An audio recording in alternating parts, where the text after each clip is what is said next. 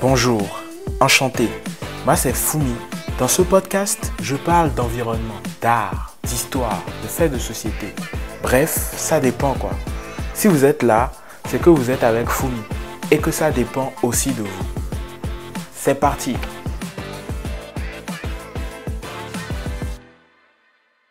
Dernièrement, j'ai pu réaliser l'exercice de la fresque du climat que je vous invite d'ailleurs à reproduire si vous pouvez.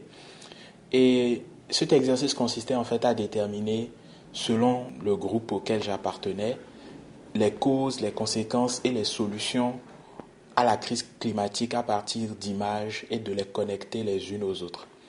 À la fin de notre fresque, nous étions arrivés à la conclusion que la crise climatique entraînera la polygamie. Plus les effets de la crise iront grandissant, plus de victimes il y aura. Et de fait, la population mondiale sera de plus en plus réduite, si bien que la polygamie deviendra la seule option pour continuer de se reproduire. Ça peut relever de l'absurde à l'heure actuelle, surtout quand on voit les débats autour de la polygamie en ce moment. Mais oui, la polygamie pourrait nous être imposée par les changements climatiques. On fait très souvent le rapprochement entre changement climatique et industrie fossile. Le capitalisme à outrance ou encore les vaches. Oui, les vaches polluent. Mais bon, c'est pas vraiment ça le sujet du jour. Le sexe, lui, n'est jamais évoqué quand on parle de changement climatique. Pourtant, la sexualité est impactée par la crise climatique au point où la pratique d'une sexualité écologique est née. Aujourd'hui, je souhaite m'intéresser aux impacts de la crise climatique sur la sexualité et diagnostiquer la pratique d'un sexe écolo dans la dynamique de la sauvegarde de notre planète. Pour commencer, demandons-nous comment les changements climatiques influencent la sexualité. Il y a tellement d'effets, tellement d'impacts des changements climatiques sur notre santé sexuelle et reproductive. Mais le problème, c'est que ces effets ne sont pas évidents. On ne les remarque pas tout de suite. L'une des manifestations les plus importantes de la crise climatique, c'est l'augmentation des températures à l'échelle mondiale.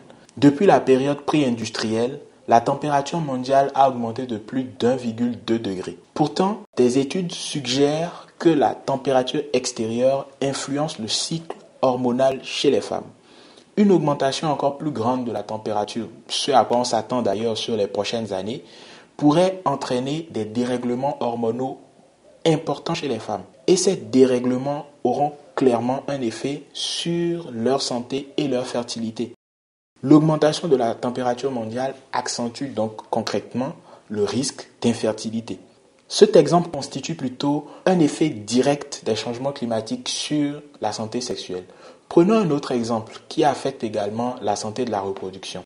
En Afrique, beaucoup de producteurs agricoles sont sévèrement touchés par les ravages de la crise climatique. Les pertes qu'ils enregistrent sont vraiment très grandes, tout comme les rendements qui sont très faibles. Pour essayer d'accroître leur production, l'une des astuces qu'ils emploient, c'est d'augmenter la main-d'œuvre dédiée à leurs activités agricoles. N'allez même pas croire qu'ils recrutent des artisans. Ils font des enfants, plein d'enfants, pour que ces derniers remplissent les champs.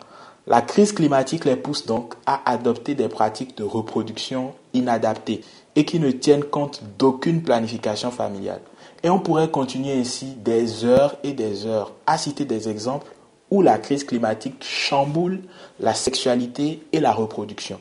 Pourtant, le chemin inverse fonctionne tout autant, c'est-à-dire que la sexualité et la reproduction influent sur la crise climatique. Quand on se reproduit, on augmente la population mondiale et la pression démographique est l'un des facteurs qui accentue les effets de la crise climatique. Selon plusieurs experts, les effets de la crise climatique sont corrélés avec l'augmentation de la population mondiale. Puisque cette forte pression démographique s'accompagne en fait d'un pic de pollution avec une augmentation des transports, des bâtiments, de la consommation notamment. Donc l'impact sur le climat est clairement plus important du fait qu'il y ait beaucoup plus de personnes qui vivent sur la planète. Ici, il faut quand même nuancer pour dire que la question démographique en fait n'est qu'une variable dans l'équation du changement climatique. Ce qu'on n'a pas généralement aussi à l'esprit, c'est que le sexe pollue. Et ce de différentes manières. Près de 3 millions de sextoys sont jetés dans les poubelles européennes chaque année. 10 milliards de préservatifs en latex sont produits chaque année et la plupart finissent à la poubelle selon l'UNFPA. Une preuve que les pratiques sexuelles génèrent des déchets. Généralement, le recyclage des déchets des contraceptifs et des sextoys est très difficile, voire impossible. Face à ces influences mutuelles de la santé de la reproduction et de la crise climatique, est née la tendance du sexe écolo. Le sexe écologique est une tendance qui vise à utiliser des pratiques sexuelles qui impactent de moins en moins la planète. Les plus radicaux adeptes se refusent la reproduction. Pour eux, procréer est une manière de soutenir la crise climatique. Une étude estime que ne pas avoir d'enfants dans un pays développé permet d'économiser 58,6 tonnes de carbone par an. Ne pas se reproduire est donc une sorte de contribution à la réduction des émissions de gaz à effet de serre. Et surtout, c'est le résultat d'une anxiété face au risque des changements climatiques. Parce qu'effectivement, on se demande à quoi bon faire des enfants pour qu'ils viennent vivre dans un monde qui en réalité ne sera pas viable. D'autres, eux, considèrent qu'il faut utiliser des contraceptifs écolos. Ils utilisent des préservatifs avec des composants naturels au lieu d'utiliser des préservatifs en latex qui ne se recyclent pas et qui polluent. Les plus radicaux se refusent même d'utiliser des préservatifs pour ne pas générer de déchets du tout. La question qui se pose face à cette tendance du sexe écolo est de savoir quel impact cela peut avoir sur la crise climatique et sur la santé sexuelle. Être écolo jusqu'au lit, est-ce vraiment la solution? C'est vrai qu'une pratique sexuelle responsable avec des contraceptifs plus écologiques est appréciable. Mais l'absence de contraceptifs écolos ne devrait pas encourager des pratiques sexuelles non protégées, car c'est une manière d'ouvrir la porte aux maladies et aux infections. Nous devons réfléchir aux déchets qui valent la peine d'être produits et à ceux qui ne le valent pas. Les gens ne devraient pas s'abstenir d'utiliser des préservatifs ou de prendre des contraceptifs à cause de l'aspect gaspillage.